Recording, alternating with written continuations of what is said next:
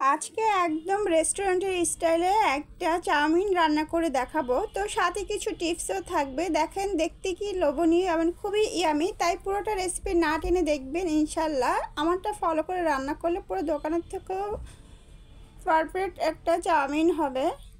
তো আমি ফার্স্টেই আসলে চাউমিন রান্না করার মেইন জিনিসটাই হচ্ছে সস। তো সেই সসটা আগে বানিয়ে নিচ্ছি।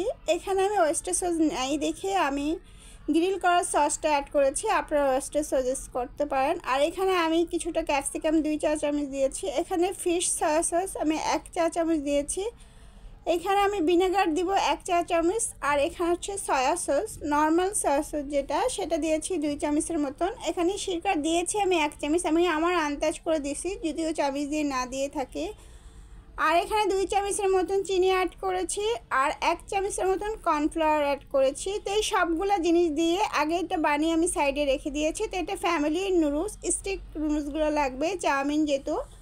তো একটু মোটা নুডলসগুলোই কিন্তু চাউমিনে বেশি টেস্টি হয়। তো আমি একদম মোটা নুডলস নিয়ে নিয়েছি। আপনারা যেই ব্র্যান্ডেরই নেন না কেন অবশ্যই দেখবেন একটু মোটা টাইপের নুডলসগুলো রান্না করবেন। রেস্টুরেন্টে দেখবেন নিজস্ব ওরা তৈরি করে অনেক মোটা মোটা চাউমিনের নুডলসগুলো থাকে। তো এটা ভাঙার প্রয়োজন নেই, ভাঙতে যাবেন না, কারণ চাউমিনগুলো কিন্তু দেখতে অনেক লম্বা লম্বা হয়। তো এখানে আমি কিছুটা তেল অ্যাড করে দিয়েছি যেন নুডলসের গায়ে না লাগে। আর কিছুটা সবজি নিয়ে নিয়েছি, গাজর, বিনস। আপনারা আপনাদের পছন্দ মতো সবজি নিতে পারেন, যেমন হচ্ছে ক্যাপসিকাম, যেই টাইপের ক্যাপসিকাম হোক, বিভিন্ন কালারফুল। তো আমি আমার বাসায় থাকা অল্প কিছু উপকরণ দিয়ে করে নিলাম।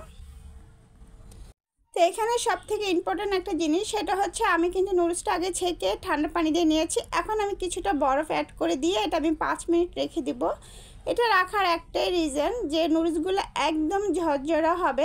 যখন আপনি সস দিবেন যেটাই রান্না করেন, যত লড়ান কোনো সমস্যা নেই, একদম ঝরঝরা দোকানের মতন হবে। তো অবশ্যই গরম পানি না ঠান্ডা করে তারপরে আপনি বরফটা ইউজ করবেন। আর বরফ না দিলেও ঠান্ডা পানি অ্যাড করে দিবেন। তো আমি এখন মূল রান্নায় চলে আসলাম। এখানে আমি 100 গ্রামের মতো মুরগির মাংস নিয়েছি। তো এটা লম্বা লম্বা করে কেটে নিয়েছি। এখানে আমি পেঁয়াজ কুচি কিউব করে কেটে দিয়েছি, রসুনটা কিউব করে কেটে দিয়েছি। আর ঝালটা যে যত স্পাইসি খাবেন সেই আন্দাজ করে দিবেন। আর সসে যেহেতু প্রচুর লবণ আছে, এই জন্য আমি কোনো লবণ ইউজ করলাম না। এখানে আমি 1 চা চামচের মতন কালো গোলমরিচের গুঁড়ো অ্যাড করে দিয়েছি।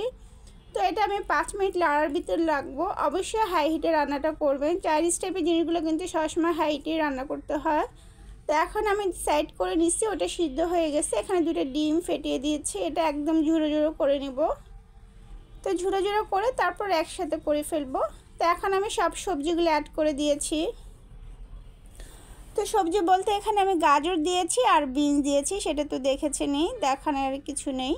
তো আপনারা ইচ্ছা করলে বললাম যে বেল পেপার দিতে পারেন, যে কোনো কালারফুল লাগবে আরও। তো আমি কিছুটা বিনস আর ছোটো ছোটো করে কেটে রেখেছি, সেটাও এখানে অ্যাড করে নুডলসটা অ্যাড করে দিয়েছি। দেখেন আমি ঠান্ডা পানি দেওয়ার কারণে কতটা ঝরঝরা, কতটা সুন্দর লাগতেছে দেখতে, একটার গায়ে আরেকটা লাগতেছে না। আর যেই সসটা করে রেখেছি সেটাও এখন অ্যাড করে দিয়েছি। তো সসটা দেওয়ার পরে ভালো করে নেড়ে নেবেন যেন চারপাশটা ভালো মতন লাড়ে। তো মশলাটা যত গ্রেভিটা ভালো হবে, চাউমিনটা খেতে কিন্তু ততই ইয়ামি হবে। তো আসলেই একবার হলো বাসায় ট্রাই করে দেখবেন, দোকানের থেকেও কিন্তু দারুণ হয়েছিল খেতে। আর ভালো লাগলে অবশ্যই শেয়ার করে বাসায় রান্না করে খাবেন। তো আমার রান্নাটা পুরোপুরি কমপ্লিট হয়ে গেছে। কেউ যদি আমার ইউটিউব চ্যানেল থেকে দেখে থাকেন অবশ্যই চ্যানেলটা সাবস্ক্রাইব করে পাশে থাকবেন। আর কেউ যদি আমার আইডি থেকে দেখে থাকেন অবশ্যই আইডিটাকে সবসময় ফলো দিয়ে রাখবেন। আমি সহজ করে দেখানো যায় এমন কোনো রেসিপি নেই কিন্তু আপনাদের সাথে দেখাই, যেটা বাসায় থাকে, অল্প খরচ, অল্প সময় লাগে। তো আজকের জন্য এই পর্যন্তই।